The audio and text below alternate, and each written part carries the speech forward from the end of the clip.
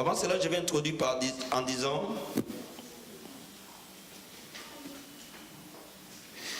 la mission de l'Église, c'est d'abord de gagner les perdus, parce que nous sommes des témoins de Christ. Amen. D'annoncer la bonne nouvelle, de le gagner.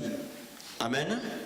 Quand nous le gagnons, nous devons édifier.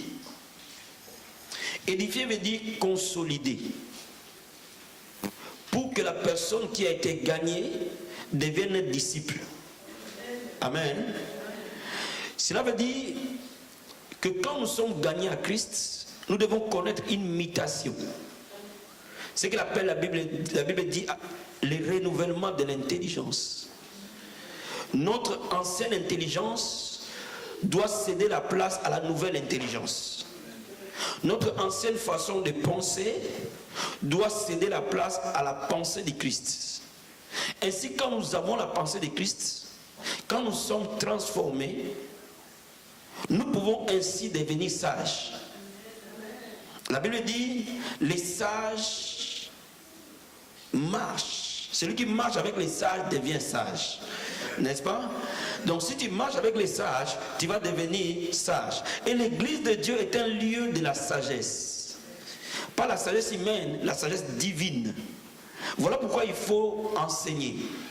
Et aujourd'hui, nous allons, par la grâce du Seigneur, découvrir quelque chose qu'on connaît. Mais je pense que le Saint-Esprit va te parler pour t'amener plus loin dans ce que tu connais. Amen. Nous allons ouvrir le livre de 1 Samuel. Nous avons pas mal de versets à lire. Amen. Et je demande à ce que vous soyez rapide dans la lecture. Amen. Mais aussi que vous notiez les idées essentielles de ce message. Parce que je considère que ce message est la clé de notre réussite en Christ. Amen. 1 Samuel chapitre 24, verset 5 à 8. Et nous allons lire aussi 18 à 23. Amen. Ça, c'est notre texte de base. 1 Samuel chapitre 24, verset 5 à 8. Et verset 18 à 23. Oui, frère fidèle, prends un micro, s'il te plaît.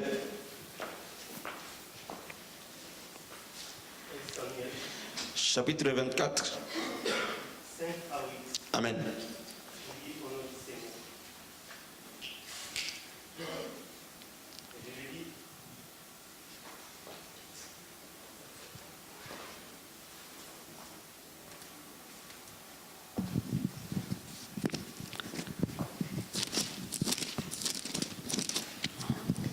Les gens de David lui dirent, « Voici les jours où l'Éternel te dit, je livre ton ennemi entre tes mains. Traite-les comme bon te semble. » David s'éleva et coupa doucement le pan des manteaux de Saoul. Après cela, le cœur lui battit parce qu'il avait coupé le pan des manteaux de Saoul. Amen. Et il dit à ces gens, que l'Éternel me garde de commettre contre mon Seigneur, loin de l'Éternel, une action telle que de porter ma main sur lui, car il est loin de l'Éternel. Par ces paroles, David arrêta ces gens et les empêcha de se jeter sur Saoul. Puis Saoul s'éleva pour sortir de la caverne et continua son chemin. Amen. Amen. On va prendre le verset 18 jusqu'à 23, s'il te plaît. 18. Et il dit à David, tu es plus jeune que moi, car... Plus juste. Et il dit à David, tu es plus juste que moi, car tu m'as fait du bien, et moi je t'ai fait du mal. Amen. Va plus bas jusqu'à 23, s'il te plaît. Tu manifestes aujourd'hui la bonté avec laquelle tu agis envers moi, puisque l'Éternel m'avait livré entre tes mains et que tu ne m'as pas tué. Si quelqu'un rencontre son ennemi, le laisse-t-il poursuivre tranquillement son chemin? Que l'Éternel te récompense pour ce que tu m'as fait en ces jours. Maintenant, voici, je sais que tu régneras et que la royauté d'Israël restera entre tes mains. Jure-moi donc par l'Éternel que tu ne détruiras pas ma postérité après moi et que tu ne retrancheras pas mon nom de la maison de mon père. David lui jura les gira à Saoul. Puis Saoul s'en alla dans sa maison et David et ses gens montèrent au lieu fort. Amen. Est-ce qu'on peut acclamer la parole du Seigneur tous ensemble? Bien aimé, nous connaissons tous l'histoire de Saoul et sa relation conflictuelle avec David. Amen. Saoul était roi en Israël et Dieu l'avait oint pour qu'il soit roi en Israël. Amen. Et par le fait qu'il était roi, et parce que Dieu l'avait oint, logiquement, les enfants de Saoul allaient régner à la place de leur père. Donc logiquement, à la mort de Saoul, Dieu allait oindre, avant même la mort de Saoul, il allait oindre Jonathan pour remplacer son père, et ainsi de suite. Amen. Mais parce que Saoul était désobéissant envers Dieu, parce que Saoul n'écoutait pas la voix de Dieu, Dieu a rejeté Saoul. Mais il l'a rejeté pendant qu'il était vivant. Et Dieu a oint à sa place David. Pendant que Saoul était encore vivant, Dieu a oint David parce qu'il a rejeté Saoul. Amen, amen. Et David était oint en Israël. Donc ça dit qu'en Israël, on savait, Saoul savait, David savait, tout Israël savait qu'à la mort de Saoul, David régnerait à sa place. Et cela a créé une jalousie dans le cœur de Saoul. Et cela a fait de David l'ennemi de Saoul. Mais on voit la différence entre deux types d'hommes. Le premier, c'est un homme charnel. Un roi oint mais charnel. Un autre roi oint mais spirituel. Saoul, il voulait détruire par la chair David. Parce que certainement, il s'est dit, si je tue David, j'arrêterai le remplacement et Jonathan me remplacerait. Amen. Mais la main charnelle de David ne pouvait pas combattre réellement contre la main spirituelle de Dieu. Et Saoul commence à créer des choses pour tuer David. Et David commence à fuir Saoul et à se cacher dans des cavernes. Et un soir, dans la poursuite de David, Saoul se retrouve dans une position de faiblesse. Et dans cette caverne, parce que Dieu avait entraîné son oint à la bataille, David était plus habile que Saoul. Et là-dedans, Saoul se trouve entre les mains de David. Et les gens qui entouraient David, ils disent, voilà, Dieu a livré Saoul à tes mains. Tue-le. Comme ça, tu le remplacerais. Humainement parlant, ça tenait la route. Déjà, c'est mon ennemi. Déjà, on est dans l'ancienne alliance où ton ennemi devait être châtié. Donc David n'avait pas encore la révélation de la nouvelle alliance, mais il était le type de Dieu. Il avait le cœur de Dieu. Donc quand on lui dit de tuer son ennemi, David ne lève pas la main sur Saoul. Pourquoi? Parce qu'à la base, David aimait Saoul.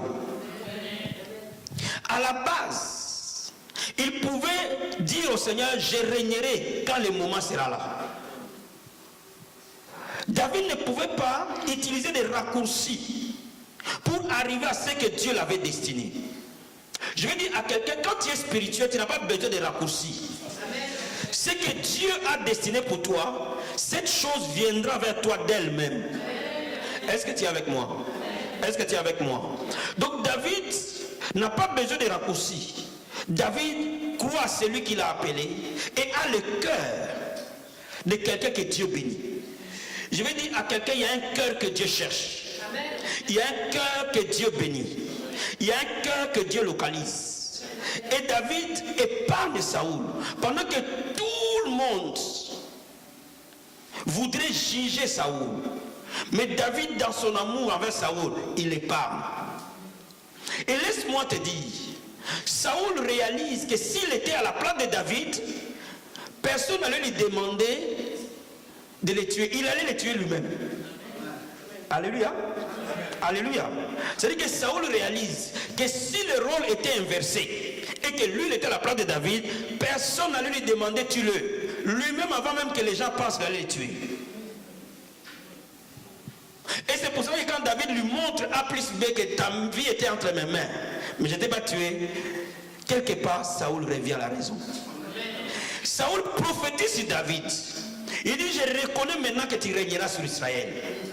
Est-ce que vous comprenez? Est-ce que vous comprenez? Par là, Saoul parle de la destinée prophétique. Lui qui était roi, mais il œuvre dans une dimension prophétique. Pourquoi? Parce que l'amour de David a entraîné la présence de Dieu à cet endroit-là. Bien aimé, je vais dire à quelqu'un, c'est là on va voir plus tard. L'amour est un aimant. Est une force attractive de la puissance et de la gloire de Dieu. L'amour est une force attractive du miraculeux. Et laisse-moi te dire, parce que David aimait Saoul, en aucun cas il pouvait tomber sous les mains de Saoul. Parce que Dieu le protégeait continuellement. L'amour de David avec Saoul n'a jamais faibli, même s'il savait pertinemment qu'il allait régner à la place de Saoul. L'homme naturel précipite, mais l'homme spirituel attend les temps favorables. L'homme naturel cherche des raccourcis, mais l'homme spirituel attend les temps et la méthode de Dieu. Et parce que David attendait les temps, attendait la méthode de Dieu pour qu'il soit roi, il n'avait rien à faire de tuer Saoul. Il a continué à l'aimer. Et la fidélité, l'amour que David avait avec Saoul n'a jamais flanchi jusqu'à le jour de la mort de Saoul. Même après Saoul, il a été fidèle, même aux enfants de Jonathan. Est-ce que tu peux dire Amen? Est-ce que tu peux dire Amen? Est-ce que tu peux dire Amen?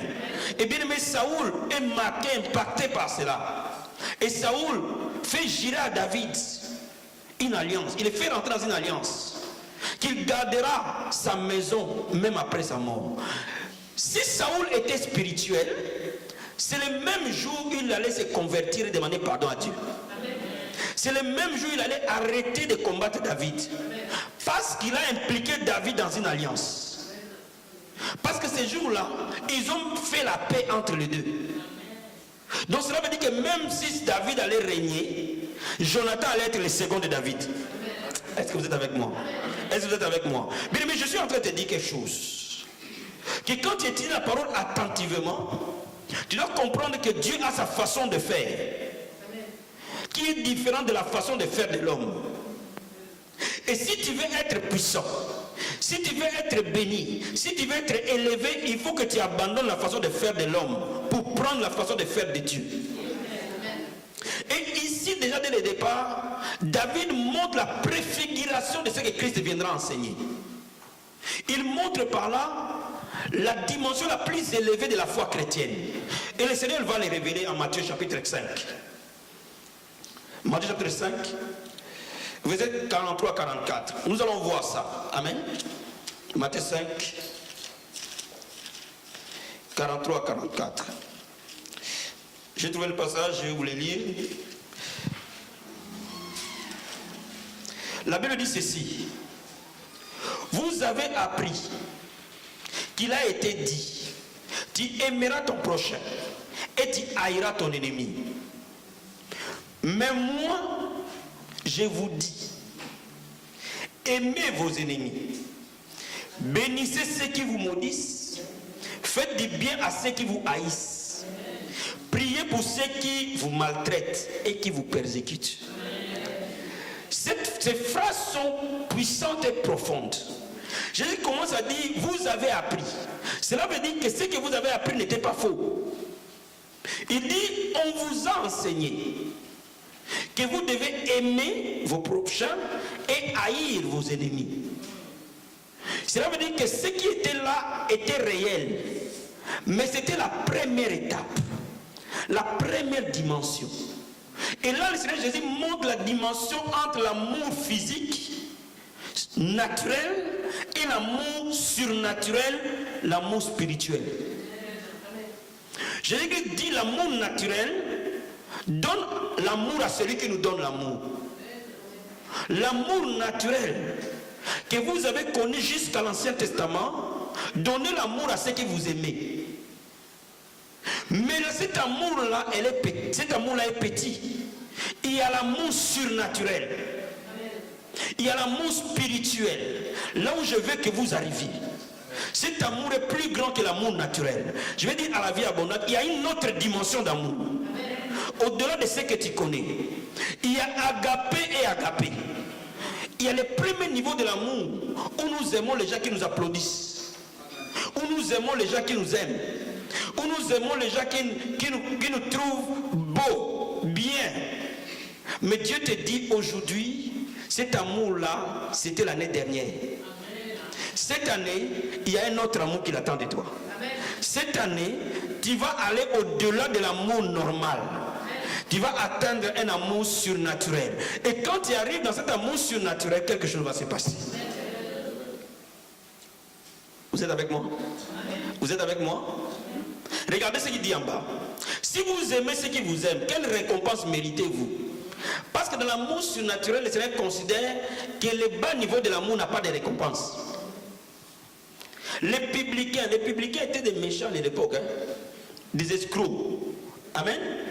Aussi n'agissent-ils pas de même?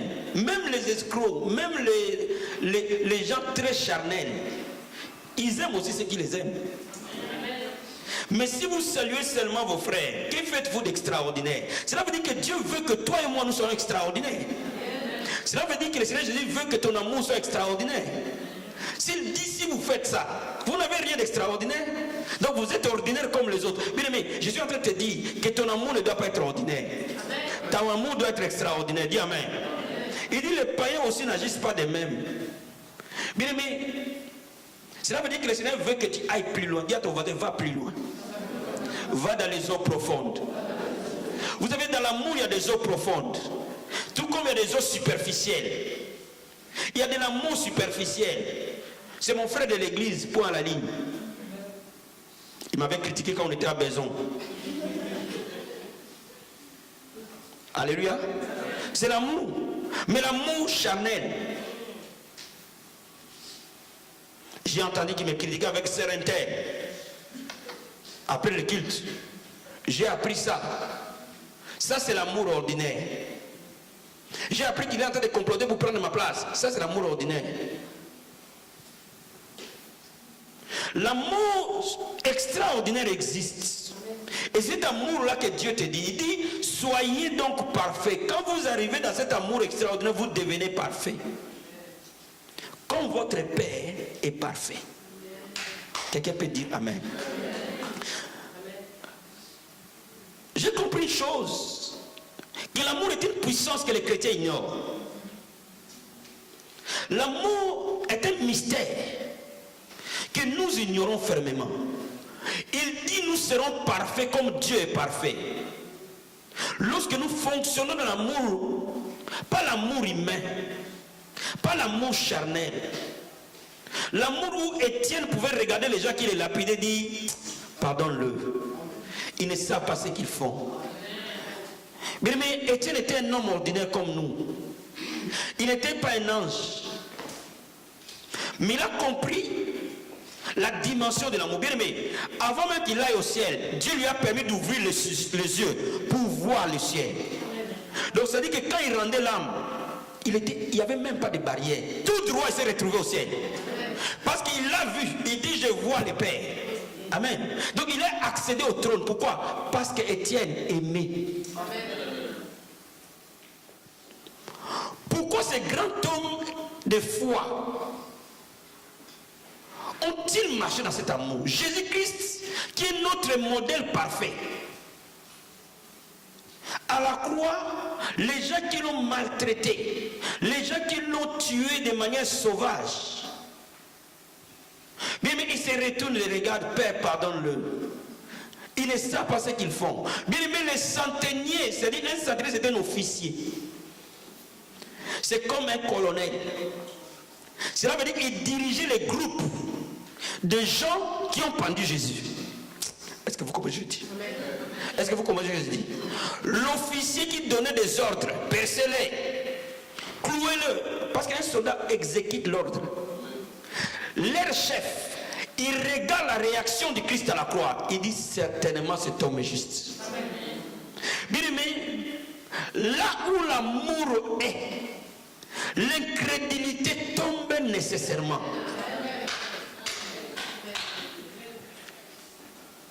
Bien aimé, là où l'amour est, le diable ne peut plus mettre ses pieds dans ses plates-bandes. Je vais dire à quelqu'un ce soir, le diable peut imiter la prophétie par la divination. Le diable peut faire des miracles. Le diable peut manifester la puissance. Mais en aucun cas, le diable aimera. Non, vous m'avez pas ceci.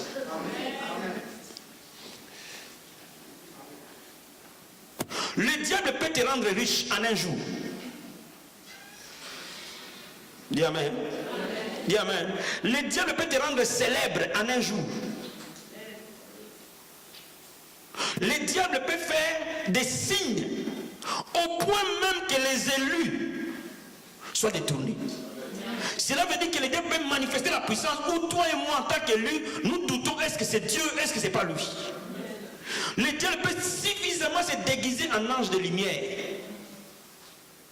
Mais les saints connaissent leur berger par ce qu'il est et non par ce qu'il fait. La Bible dit par leurs fruits vous les reconnaîtrez. Mais quand il n'a pas l'amour, quel que soit ce que tu vas faire, je ne peux pas accepter. Parce qu'il dit par le fruit que nous avons, nous nous reconnaîtrons. Donc cela veut dire quoi? Cela veut dire que Dieu qui est amour, aucun de ses enfants qui te prétend être son enfant peut être différent de lui. Donc voilà pourquoi lorsque nous portons de l'amour, nous sortons de la marche avec Dieu. Est-ce que tu es avec moi? Est-ce que tu es avec moi? Est-ce que tu es avec moi? Et cet amour ici, ce n'est pas un amour joyeux. L'amour peut te torturer, frère. L'amour peut te faire tellement du mal. Parce que là, Étienne a eu du mal à cause de l'amour.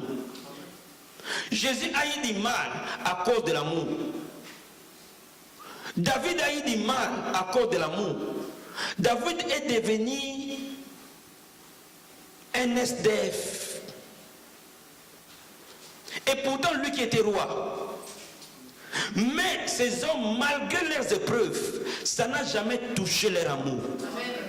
Donc, bien aimé, je suis en train de te dire, les épreuves ne peuvent pas affecter ton amour si ton amour est surnaturel. Plus les épreuves tu auras, plus ton amour sera. Tu es avec moi? Tu es avec moi? Quand on est encore charnel, on pense à soi-même. Il a touché à mon orgueil.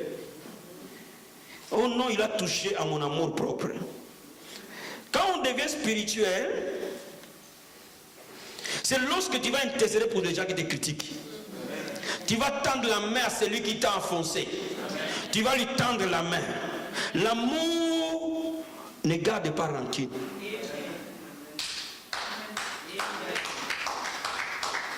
Quand vous voyez quelqu'un n'est jamais oublié, il ne marche pas dans l'amour. Quand vous voyez quelqu'un, vous rappelez toujours les anciennes choses. Ce qui ne marche pas dans l'amour. L'amour est ce qui nous permet d'oublier les offenses. L'amour est une puissance qui rend la vie communautaire meilleure. L'amour est la manifestation de la puissance de Dieu pour rendre son peuple meilleur. Se rendre son peuple puissant. Je vais te dire quelque chose.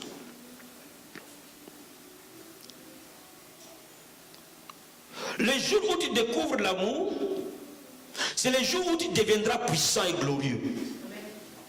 Je vais dire à quelqu'un, le jour où tu découvriras l'amour, c'est ce jour-là que ta destinée va complètement changer.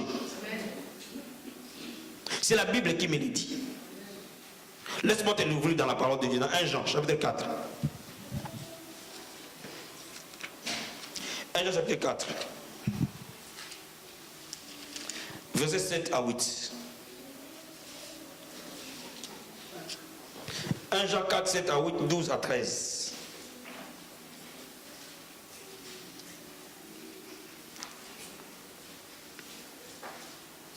Vas-y, frère fidèle, s'il te plaît. 1 Jean 4, 7 à 8. La Bible dit, bien-aimés, aimons-nous les uns les autres, car l'amour est de Dieu. Et quiconque aime est né de Dieu et connaît Dieu. Celui qui n'aime pas n'a pas connu Dieu, car Dieu est amour.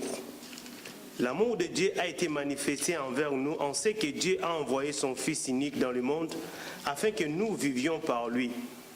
Et cet amour consiste non point à ce que nous avons aimé Dieu, mais à ce qu'il nous a aimés et a envoyé son Fils comme victime expiatoire pour nos péchés.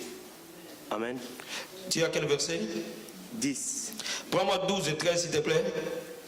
Personne n'a jamais vu Dieu si nous nous aimons les uns les autres. Dieu demeure en nous et son amour est parfait en nous.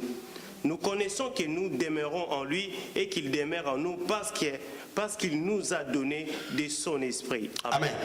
Amen. Regardez le verset 12 attentivement. La Bible dit, personne n'a jamais vu Dieu. Amen. Si nous nous aimons les uns les autres, Dieu demeure en nous. Et son amour est parfait en nous.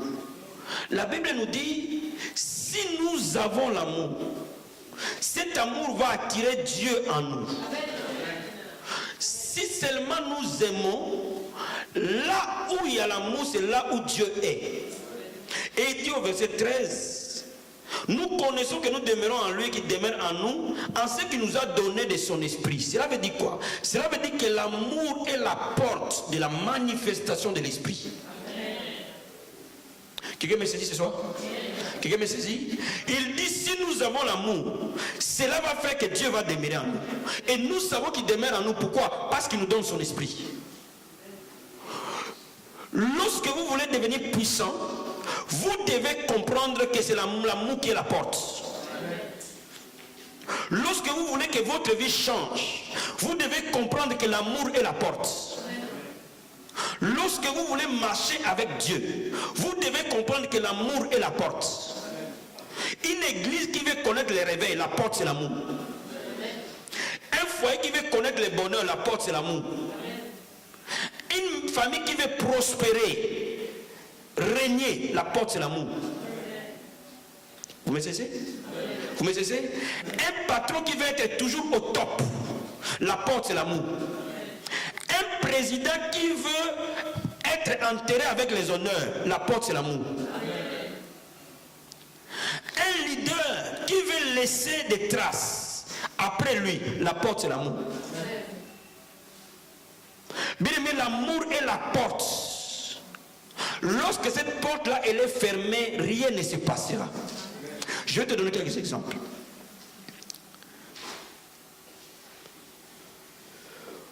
Quand vous êtes marié, si vous n'avez pas l'amour dans votre maison, vous allez vivre pauvre. Quelqu'un comprend ce que je dis?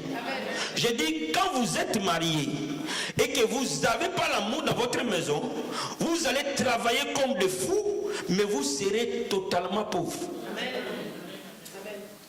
Vous ne laisserez rien à vos enfants.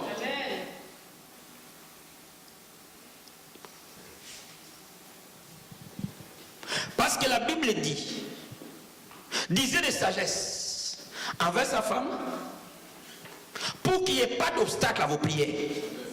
Donc cela veut dire que quand vous vous querellez, quand vous chassez l'amour de votre couple, vos prières seront bloquées, que vous montiez, que vous descendiez.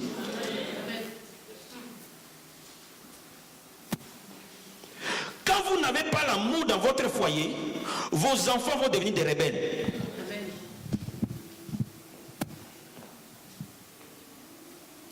Observez bien, quand les enfants deviennent des brigands, des rebelles, il y a un problème au niveau du couple. Est-ce que vous comprenez ce que je dis? Est-ce que vous savez ce que je dis? 90% des tueurs en série, des violeurs, des enfants qui deviennent bizarres, quand vous remontez, vous allez voir que dans ces couples-là, il n'y a pas eu d'amour.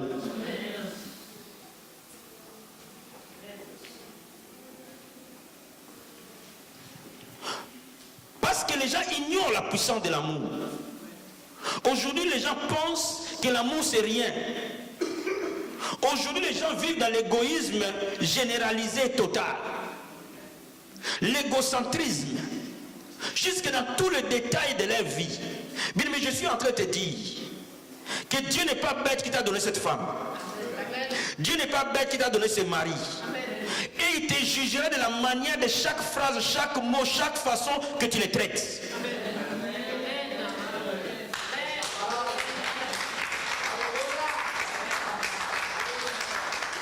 Laisse-moi te dire, Dieu n'est pas que le Dieu de l'église. Dieu est le Dieu de ta vie à chaque moment et à chaque instant. Dieu est le Dieu de la chambre à coucher où tu dors. Dieu est le Dieu de son salon où tu t'assois. Dieu est le Dieu de chaque moment où tu vis. Et si tu penses que l'église, l'amour, c'est simplement à l'église, et qu'à la maison tu es plus qu'un lion, bien aimé, suivre là-bas. Quelqu'un comprend ce que je veux dire? Bien aimé, l'amour est une porte. Tout comme la haine est une porte. L'amour est une porte qui donne accès à Dieu. La haine est une porte qui donne accès au diable. Et toutes les fois que l'amour sort par la fenêtre, le diable entre par la porte. Toutes les fois que l'amour sort par la porte, le diable entre par la fenêtre. Laisse-moi t'expliquer quelque chose. Tu dois comprendre que tu dois être un participant de la gloire de Dieu. Si tu veux changer ta vie fondamentalement, commence à communiquer l'amour autour de toi. Je suis en train de te dire, même si tu es seul à élever tes enfants, tu peux faire de tes enfants là des grands champions. Tout seul. Est-ce que vous me comprenez? Est-ce que vous me comprenez? Tu peux faire de ces enfants là des grands champions. Mais pour que tu les fasses des grands champions, donne-les beaucoup d'amour. Oh my God. Quand vous lui communiquez de l'amour, vous lui communiquez Dieu au fait. Parce que Dieu et l'amour font un.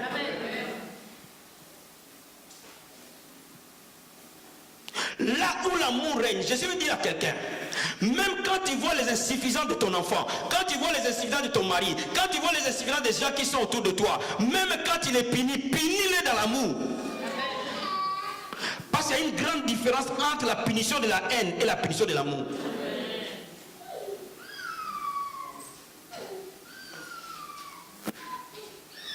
L'amour est l'eau vive qu'on donne dans une terre déserte. Bien, mais je vais te dire, ta vie a échoué parce qu'on ne t'a pas donné l'amour. Coach Jesus, thank you Lord. Est-ce que vous comprenez ce que je dis? Vous savez, l'homme noir, quand il maudit, c'est quoi? C'est manque d'amour. Tu ne m'as pas donné le pagne. Tu vas voir ce qui va t'arriver. Celui qui t'aime peut faire ça.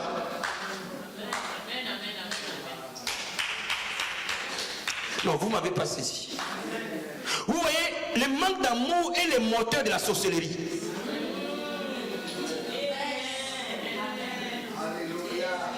Le manque d'amour est l'ingrédient de la sorcellerie. Vous savez, quand on ne vous aime pas, on ne veut pas que vous alliez loin. Parce qu'un parent qui aime ses enfants va proclamer des choses sur leur vie. Il va vouloir qu'ils aillent plus loin que lui. C'est ça un père.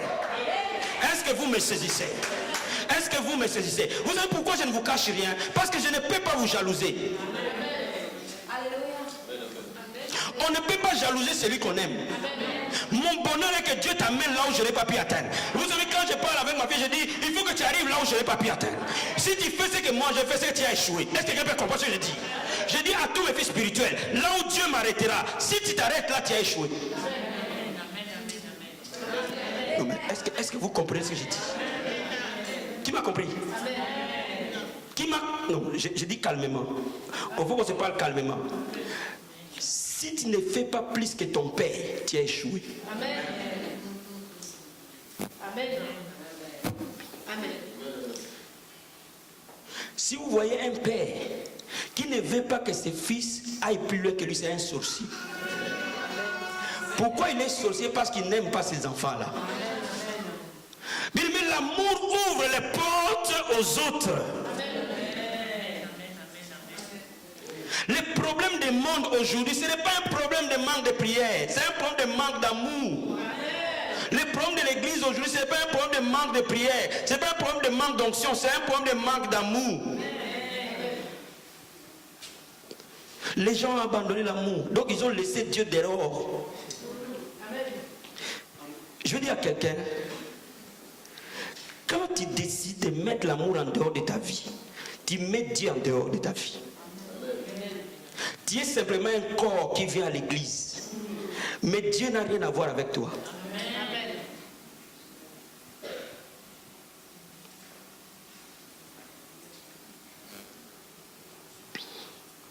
Parce que Dieu demeure dans l'amour.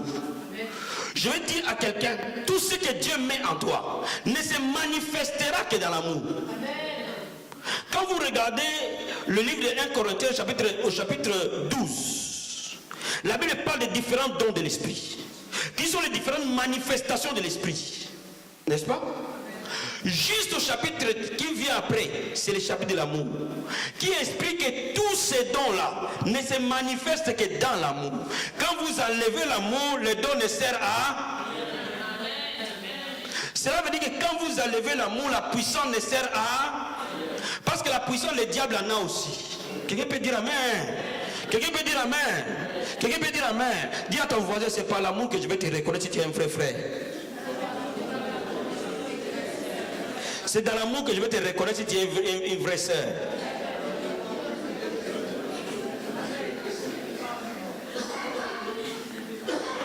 L'amour est notre indicateur.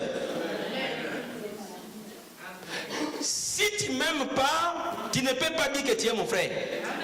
Parce que nous n'avons pas un même père. Ton père, c'est le diable. Si tu ne savais pas, je te l'ai dit. Non, mais si tu es ignorant de ça, laisse-moi te le dire. Si tu n'aimes pas ton père, c'est le diable. Nous n'avons pas le même père. Tu es le père du voisin. Tu es fils du voisin. C'est ton père, lui. Alléluia.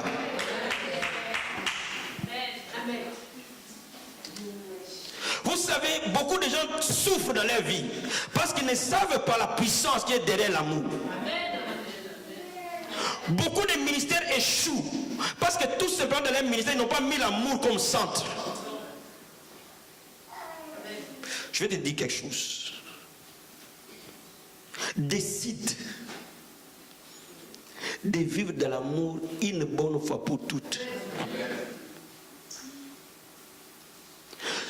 Quand vous commencez à aimer, vous commencez à devenir une source de bénédiction.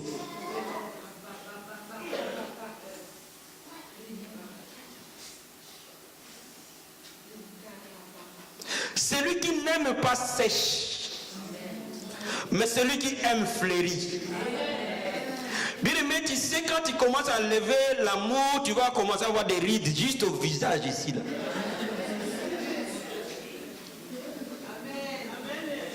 Tu vas vieillir avant le temps. Mais le jour où tu commences à aimer, tu vas rajeunir. Et les gens vont te poser la question, tu as au fait quel âge? Parce que l'amour c'est Dieu. Et quand Dieu est là, il te rajeunit. Vous savez, quand tu commences à manquer l'amour, tu vas tomber malade. Quand tu commences à manquer l'amour, tu vas commencer à vivre pauvre. Avec une Bible sous les aisselles. Vous savez, je me suis rendu compte que la haine est parfois plus forte dans l'église que dans le monde. Je me méfie trop des gens qui ont des Bibles sous les aisselles. Hein. C'est par expérience. Je vous dis, hein. Je me méfie des chrétiens par expérience. Je me suis rendu compte que les chrétiens sont les gens les plus cruels qui existent. Qui poignardent son frère de manière bien préméditée. Je vais vraiment lui faire du mal jusqu'à ce qu'il se rappelle de ça. Bien aimé, laisse-moi te dire, tu es en train de mettre des charbons sur ta tête. Parce que même si tu le tues, cela ne veut pas dire que tu as arrangé le problème. Dieu vengera son sang. Quelqu'un peut dire amen. Quelqu'un peut dire amen. Je veux dire que l'amour élève l'homme. L'amour élève l'environnement de l'homme. L'amour veut l'expansion de l'homme. L'amour veut l'expansion de l'autre. Mais quand vous avez l'amour, vous n'avez plus la jalousie.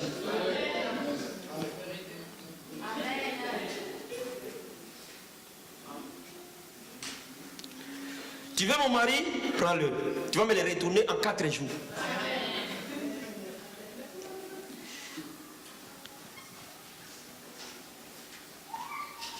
Je veux dire à quelqu'un, vous ne pouvez pas échouer le jour où vous commencez à vivre de l'amour. Ouvrons un peu la Bible. 1 Corinthiens chapitre 13, verset 13. Amen. Ça te fait du bien. Est-ce que tu me saisis? Aujourd'hui, j'ai décidé d'être bref, hein? Mais je te dis des choses vraies. 1 Corinthiens 13, 13. Vas-y, mon gars.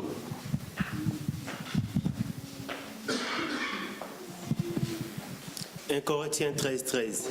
La Bible dit, maintenant donc, ces trois choses demeurent, la foi, l'espérance, l'amour, mais la plus grande de ces choses, c'est l'amour. Amen. Va plutôt, amen.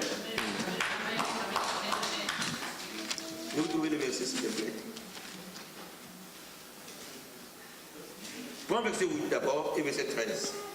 L'amour ne périt jamais, les prophéties seront abolies, les langues cesseront, la connaissance sera abolie. Verset 13, s'il te plaît. Maintenant donc ces trois choses demeurent, la foi, l'espérance, l'amour, mais la plus grande de ces choses, c'est l'amour. Amen. Amen. Est-ce qu'on peut acclamer le Seigneur? Regarde, l'apôtre Paul commence par dire, l'amour ne périt jamais. Dans notre traduction, le mot périr ici peut être, le texte d'origine peut être transcrit en l'amour n'échoue jamais. Ou l'amour ne faillit jamais. Cela veut dire, est-ce que tu veux connaître une vie de victoire continuelle? Est-ce que tu veux connaître une vie de succès permanent? Aime. La réussite de quelqu'un n'est pas fonction de ce qu'il a en lui-même. La réussite de quelqu'un est fonction de la manière qu'il influence les autres pour un changement permanent. Laisse-moi t'expliquer. Si tu es père de famille, tu ne réussiras pas parce que tu as acheté une voiture. Tu réussiras quand on regardera ceux qui sont devenus tes enfants.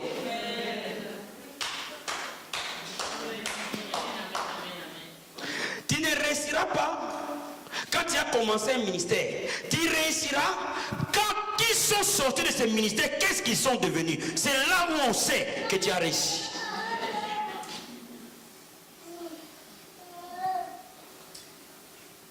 Qui me comprend? Qui me comprend? On dira que tu as réussi. Aujourd'hui, on pense qu'un pasteur a réussi quand il a des beaux costumes. Je porte Thierry Migret 700 €. Tu n'as pas réussi, mon gars. Tu as investi sur ton propre corps. Dis amen.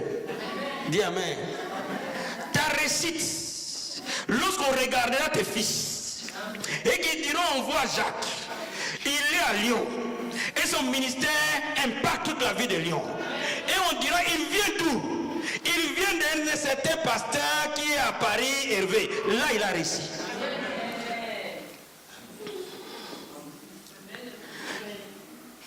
Est-ce que vous me cessez? Ma réussite est fonction de ce que Dieu fera de vous et non de ce qu'il a fait de moi. Si tu es mère de famille, père de famille, écoute-moi bien. Ta réussite n'est pas en fonction de ce que toi tu es. En fonction de tous les enfants que Dieu t'a donné, ce que tu as fait d'eux. C'est ça ta réussite. Et tu ne peux arriver à le faire que si réellement tu les aimes.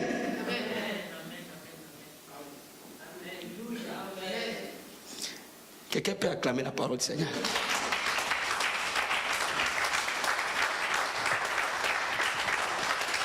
La réussite d'un grand chanteur n'est pas en fonction de sa belle voix. Et parfois des grands chanteurs n'ont pas de belle voix. Mais quel groupe il sort? Et qui sont sortis de ce groupe-là? C'est là qu'on connaît un grand chanteur. La réussite d'un grand entraîneur n'est pas parce qu'il joue bien que tout le monde, mais quels sont les joueurs qu'il a sortis. Et quelqu'un a joué au ballon ici. Quelqu'un a joué au football à un niveau un peu plus élevé. Frère, ben lève-toi.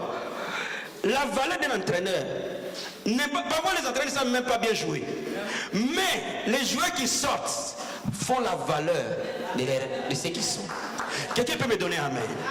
Quelqu'un peut me donner un amen? C'est pour ça que Dieu veut que tu aies l'amour. Mais quand tu as l'amour, tes prières seront tout le temps exaucées. Amen.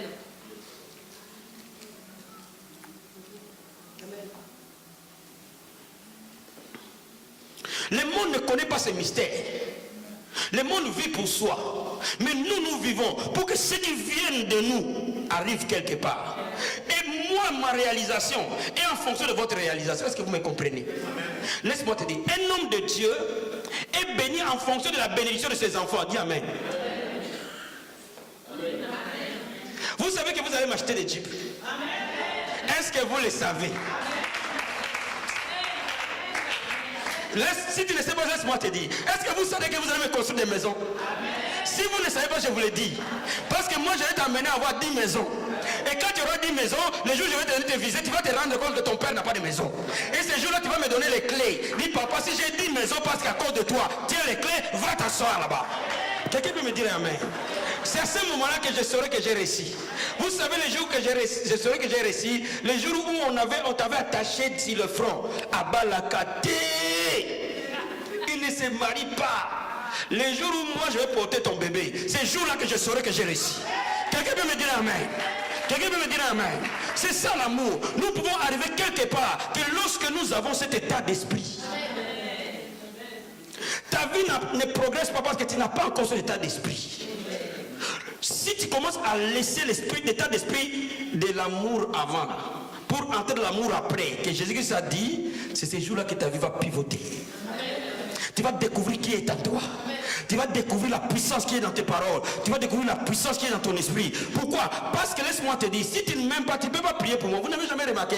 Si tu n'aimes pas quelqu'un, dès que tu veux ouvrir la bouche,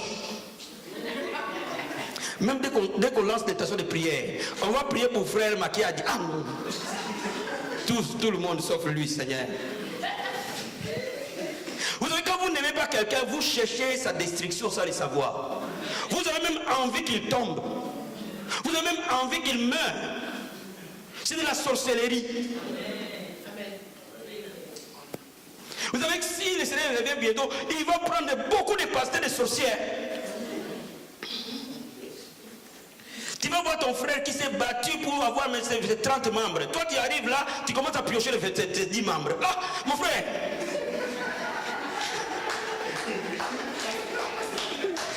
Dieu te voit sorcier. Parce que Dieu l'aime, hein? Amen, amen. Je suis en train de vous dire, Dieu l'aime. Il s'est battu. Vous savez pourquoi Dieu a châtié David? Dieu lui pose la question.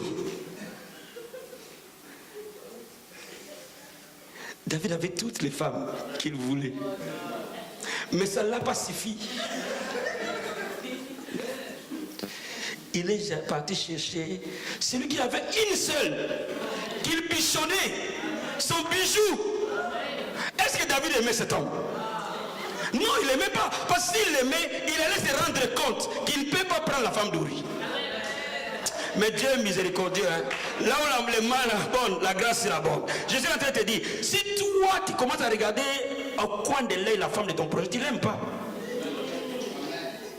Parce que si tu l'aimes, cet amour va arrêter tes impulsions. Tu vas dire, arrière de moi Satan, c'est la femme de mon frère. Même s'il a des courbes, mais c'est la femme de mon frère.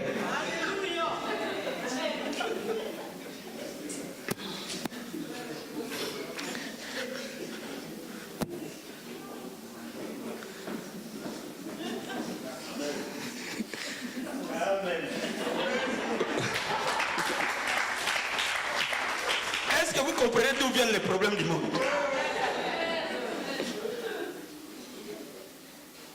Tu as un peu de moyens, tu as un peu de sous, tu commences à regarder les courbes de la femme de ton prochain.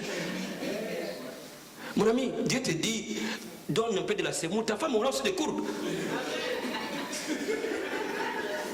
Laisse la personne garder ce courbe. Les problèmes de l'homme, c'est ça. La parole dit, l'amour est plus que la foi.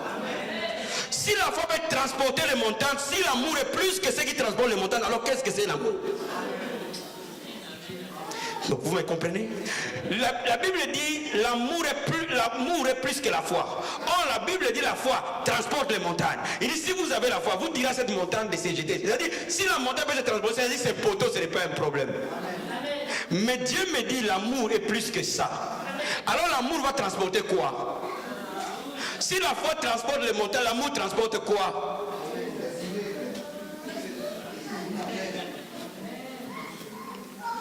Cela veut dire quoi? Et je vais donner un secret aux gens qui ne voient pas les prières s'exaucer. Et le Seigneur me l'a appris il y a des années. Et vous verrez, je serai toujours fort, hein, parce que je vous aime. Et j'ai décidé à aimer les gens. Vous allez me voir toujours fort. Même quand j'étais puni, sache-le que j'étais puni dans l'amour. Hein. Je sais que les responsables ont les oreilles redressées ce matin. Mais je tiens à vous dire, je ne vous déteste pas. C'est parce que je vous aime que je vous châtie. C'est justement parce que je vous aime que je serre les boulons. Parce que si je ne vous aimais pas, je vais vous laisser faire. Mais laisse-moi t'expliquer une chose. La foi n'est pas évidente. Hein. On ne sait pas trop quand est-ce qu'on l'a, quand est-ce qu'on l'a pas. Qui comprend ce que je dis? Je dis la foi n'est pas évidente. Quand même vous me dites que vous avez la foi, je sais que vous n'en avez pas. Vous avez les nzunzu. Vous connaissez les nzunzu? Seigneur! Il pense quand il crie comme ça, il a la foi. Il n'a pas la foi. Plus tu cries, plus que moi tu en as.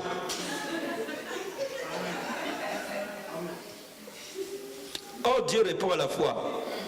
Cette affaire de foi là, j'ai commencé à l'étudier, ça fait des années. Plus j'en étudie, plus je comprends que je n'en ai pas. Est-ce que vous me saisissez?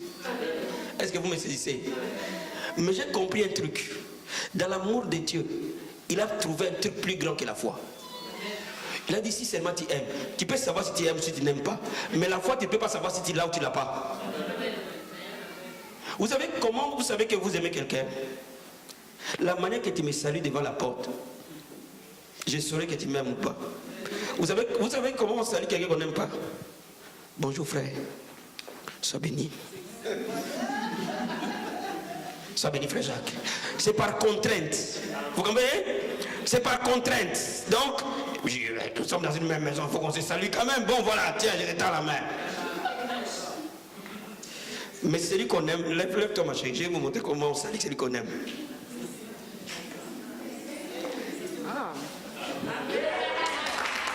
Ça va ma chérie? Je reste 3 minutes. Mais ne serez pas les femmes d'autrui comme ça, hein, s'il vous plaît.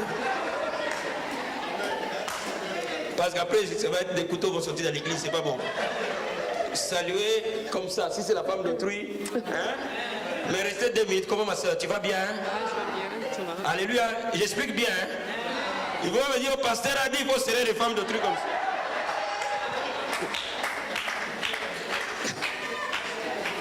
Vous êtes fort en interprétation particulière.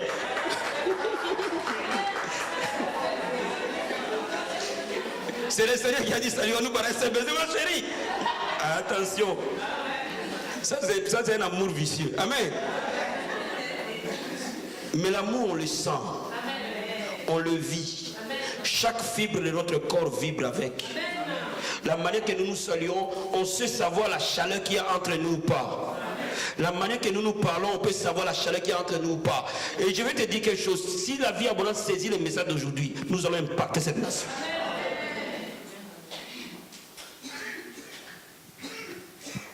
Je vais te dire quelque chose.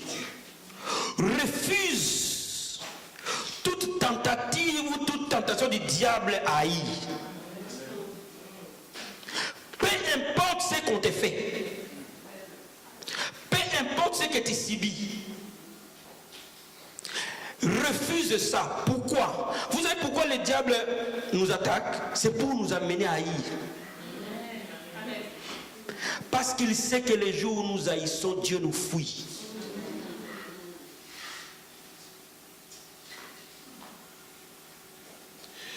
Regardez. Dans une famille où il y a des sorciers, il y a des voyages légers sur le chemin de la vie. Vous savez, quand vous êtes léger, vous allez vous envoler comme l'aigle. Mais quand vous êtes lourd, vous êtes un canard. Vous avez déjà vu un canard voler? Même s'il a l'intention de voler, vous avez déjà vu qu'il a volé? Pourquoi? Il est lourd. Mais il a un t'alourdi comme un canard. Tu vas commencer à... Mais tu ne voles pas. Ne joue pas avec les querelles. Ne joue pas avec les animosités. Ne joue pas avec les conflits. Les gens spécialistes de piquer les autres. Tu fais du mal. Tiens.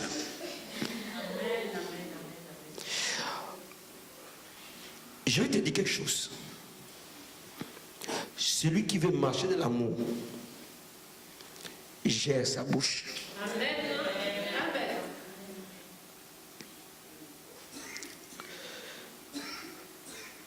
La plaie que produit un couteau, on sait jusqu'où ça arrive. Mais la plaie que produit les paroles, personne ne sait jusqu'où ça arrive. Les dégâts que tes paroles causent, personne ne saura jusqu'où ça peut arriver. Mais les paroles que tu peux prononcer peuvent impacter une vie entière à mal. Ne jouez pas avec les paroles. Gardez votre bouche en bride. Vous savez, quand vous vous énervez, taisez-vous. Quelqu'un peut me donner un amen? Quelqu'un peut me donner un amen? Vous allez voir que vos problèmes viennent parce que vous parlez. Beaucoup de divorces ne viennent pas de la chambre, viennent des paroles. Mais les paroles ne s'arrêtent pas au salon. Les paroles vont vous suivre jusque dans la chambre.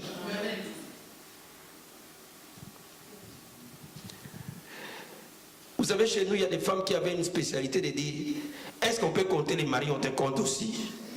Et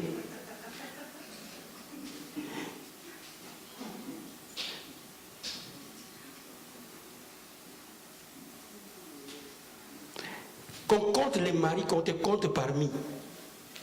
Et tu vas entendre ça des femmes chrétiennes. Frère, laisse-moi te rappeler. Peut-être que tu étais en Afrique. Cet homme a travaillé jour et nuit pour t'amener ici.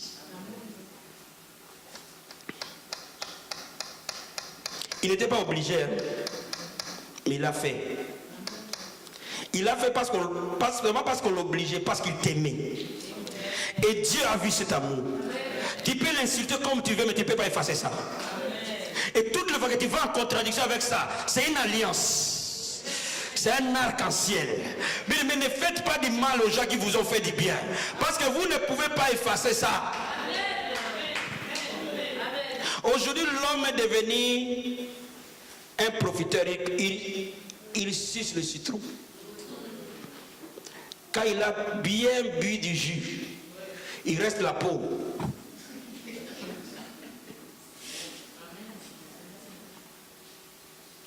Tu étais sans boulot. Cette femme a travaillé. Elle t'a donné à manger. Elle allait le matin.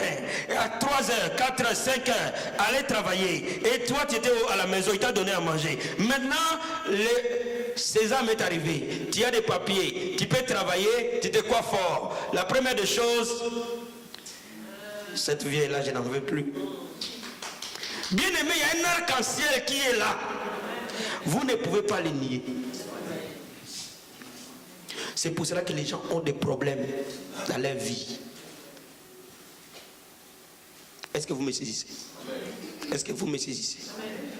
Aujourd'hui, si tu suis ce message, réconcilie-toi avec n'importe quelle personne. Sois bénie, ma fille.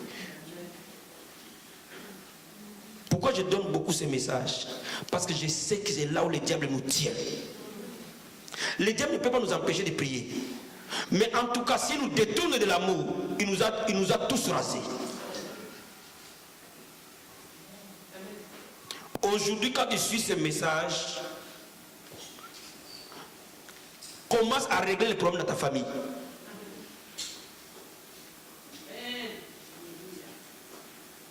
Alléluia. Alléluia. Parce que les problèmes qui sont dans ta famille te suivent dans ton travail. Les problèmes qui sont dans ta famille te suivent dans ta santé. Les problèmes qui sont dans ta famille t'empêchent parfois de te marier. Les problèmes qui sont dans ta famille t'empêchent parfois d'avoir des enfants. Les problèmes qui sont dans ta famille t'empêchent parfois de prospérer. Et pourtant tu as une grande destinée.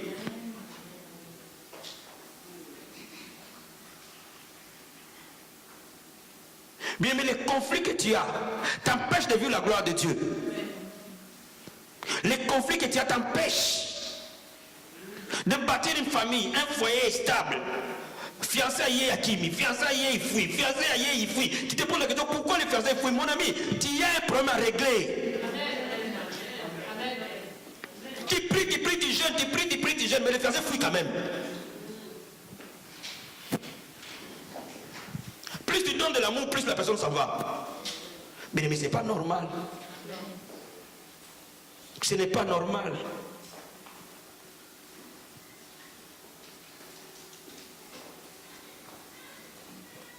je vais te dire aujourd'hui, ne sois jamais le premier à détruire les autres. Et si tu sais que sur ton chemin, tu en as détruit. Vous savez, parfois les jeunes filles, tu as 18 ans, 19 ans, tu as la jeunesse dans l'âme. Au lieu de t'occuper des gens de ton âge, tu vas toujours sortir avec les maris d'autrui. La vieille mère qui a 43 ans, elle a souffert avec son mari. Ces gens-là remplissent nos églises. Et après, pasteur, tu n'as pas fait la délivrance. On chasse, on casse, mais les démons ne parlent pas. Ce qui est marrant, vous avez parfois piqué les maris de vos sœurs, des propres sangs.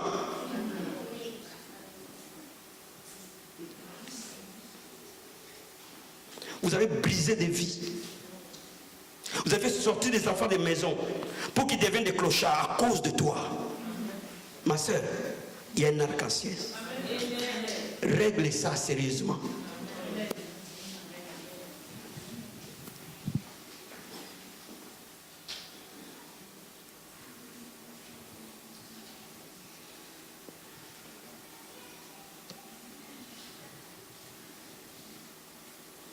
Il y a des gens qui avaient leurs femmes dans les églises.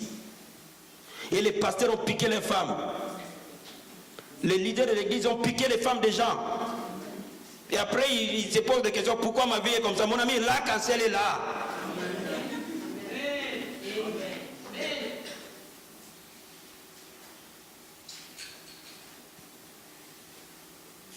C'est ça les problèmes des hommes.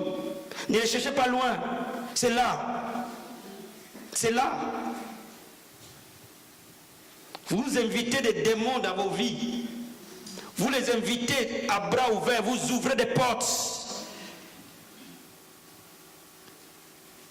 Vous croyez que cette femme-là qui a 43 ans, toi tu as 22 ans, elle peut faire la guerre avec toi? Vous allez vous battre sur quel terrain? Le combat est disproportionné. Donc maintenant que les yeux vous pleurez, mais elle va rappeler à Dieu, moi aussi j'étais jeune.